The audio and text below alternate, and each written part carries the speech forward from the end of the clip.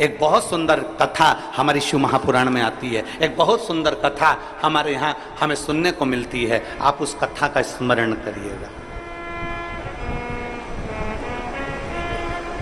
भानु नाम का एक छोटा सा बच्चा था, बहुत छोटा सा बच्चा, भानु नाम था। पिता थे नहीं, मां अकेली, पिता नहीं है, अकेली मां है और वेधव्य मां अकेली।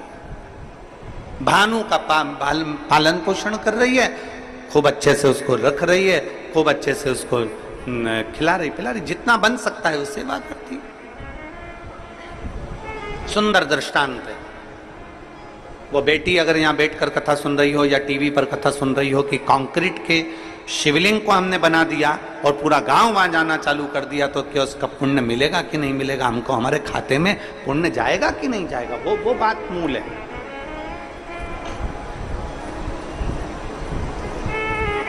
हमारे पास शिवलिंग नहीं था तो हमने वो कंक्रीट का बना दिया, तो उसका पुण्य है कि नहीं उसके लिए। भानु की मां उसका पालन पोषण कर रही है। घर में इतना वैभव नहीं है, घर में इतना धन नहीं।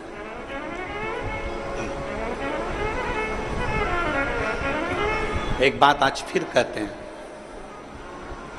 तुम्हारे घर में धन की कमी होगी ना, चल जाएगी।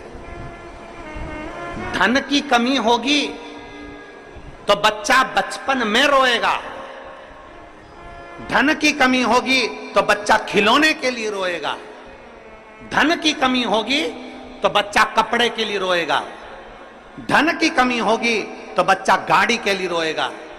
अगर तुम्हारे घर में धन की कमी है ना, चलेगा, पर तुम्हारे घर में संस्कारों की कमी नहीं होना चाहिए, नहीं तो जिंदगी भर रोना पड़ेगा।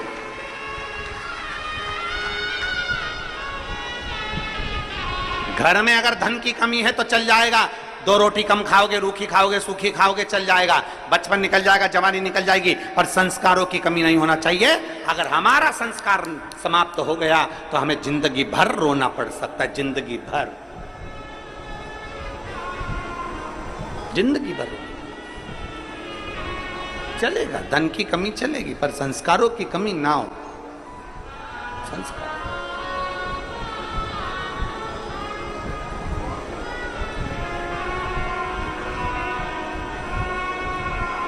और जितना बन सकता है अपने संस्कारों में कोई कमी ना है।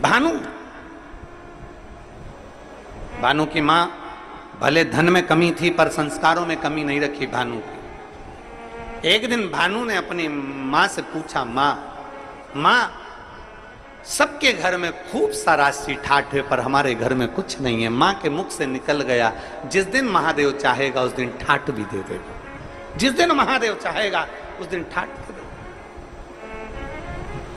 5 वर्ष का भानु जहां भी खेलने बैठता है, जहां भी खेलता है, खेलते खेलते मिट्टी को उठाकर, धूल को उठाकर, जो जमीन पर खेलता है तो वहां की मिट्टी को ऐसा इकट्ठा करता है, शिवलिंग बनाता है, जलाधारी बनाता है, पेड़ पत्ती का पत्तियां तोड़ता है वृक्षों से, उसके ऊपर चढ़ा देता है। थोड़ी देर बाद भानु उसको मिटा देता है। फिर कहीं खेलता है, मिट्टी में गया, मिट्टी का शिवलिंग बना लेता है, पत्तियां तोड़ता है, शिवजी पे चढ़ा देता है, उसको मिटा देता है।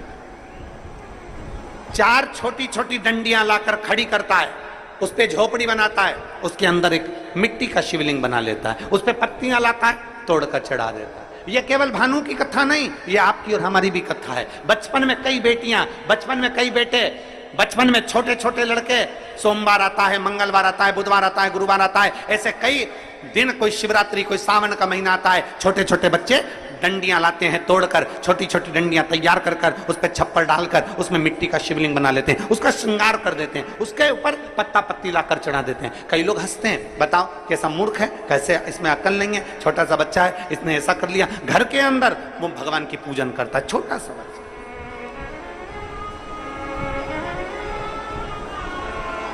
और मेरा विश्वास कहता है यहाँ छत्तीसगढ़ की जितनी मेरी जीजियाँ बैठी हैं, जितने मेरे जीजा बैठे हैं, जितने मेरे बेटा बेटी बैठे हैं, इन्होंने भी बचपन में जरूर मिट्टी उठाई होगी, उसको ऐसा करा होगा, आटे की लोई उठाई होगी, लोई को उठा के ऐसा ऐसा करके शिवलिंग बना लिया होगा, आटे की लोई का।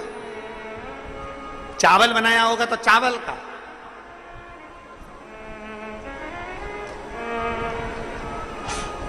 बोलो बोलो, सही है कि गलत है?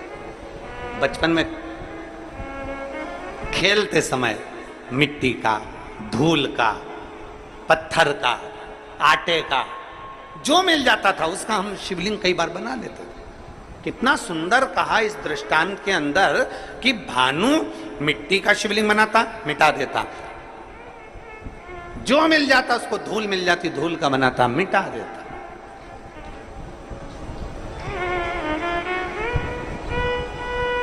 शिव महापुराण की कथा कहती है भूल वश भी, भूल से भी, भूल से। कितना सुंदर कहा। कई बार बादल देखते हैं ना, बादल, कई बार बादल देखते हैं तो बादल में भी शिवलिंग का दर्शन होता है। कई बार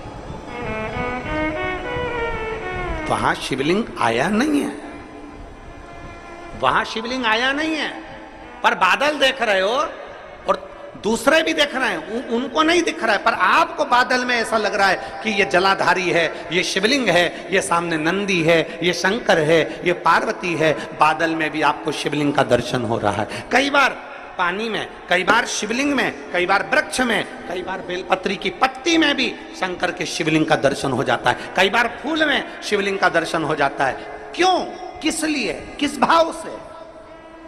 तो हमारे यहां दृष्टांत सागर कहता है, अगर तुम्हारी नेत्रों से तुम्हें बादल में, जल में, थल में, पाषाण में, मिट्टी में, धूल में भी अगर भूल से भी तुमने शिवलिंग का निर्माण करा है या दर्शन करा है, तो तुम्हें तुम्हारे खाते में एक शिवलिंग के निर्माण का पुण्य तुम्हारे खाते में जुड़ जाता है और उसका फल तुम्हें मृत्यु के पहले प्राप्त जरूर होता है। वो मिलता जरूर है। अब बादल में शिवलिंग बना, बादल में धुएं से, भाप से शिवलिंग का दर्शन हुआ, तो यहां शिवलिंग बना नहीं है, ये आपकी दृष्टि में, आपके मन में शिवलिंग समाया था तो आपने उसको शिवलिंग बनाया। वो देख ऐसा लग रहा है, ऐसा लग रहा है ना कि सामने जलाधारी है, ऐसा लग रहा है ना सामने शिवलिंग है, ऐसा लग रहा है ना कि सामने शंकर है। मतलब तुमने अपने दिल से बादल में भी शिवलिंग बनाया है, मतलब एक शिवलिंग बनाने का पुण्य तेरे खाते में जा चुका है। तुमने बेलपत्र में दर्शन करा, देखो ऐसा लग रहा है ना ये जलाधारी है, ये शिव है, ऐसा लग रहा है ना, मतलब तुमने बेलपत्र में भी शिवलिंग बनाया है, एक शिवलिंग का पुण्य तुम्हारे खाते में चला गया। केवल एक मिट्टी का बनाया, पाषाण का बनाया या कोई चीज का बनाया, ये हमारे खाते में पहुंच गया। एक शिवलिंग भले तुमने दिल से, मन से, भाव से बनाया, पर पहुंच गया।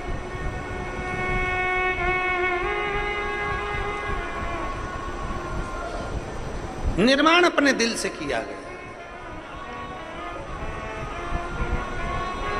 महाराज कितना सुंदर कहा किसी ने कि आर्थिक स्थिति ठीक हो ना हो, आर्थिक स्थिति ठीक हो ना हो चलेगा, पर मानसिक स्थिति ठीक होना चाहिए तो जिंदगी सार्थक हो।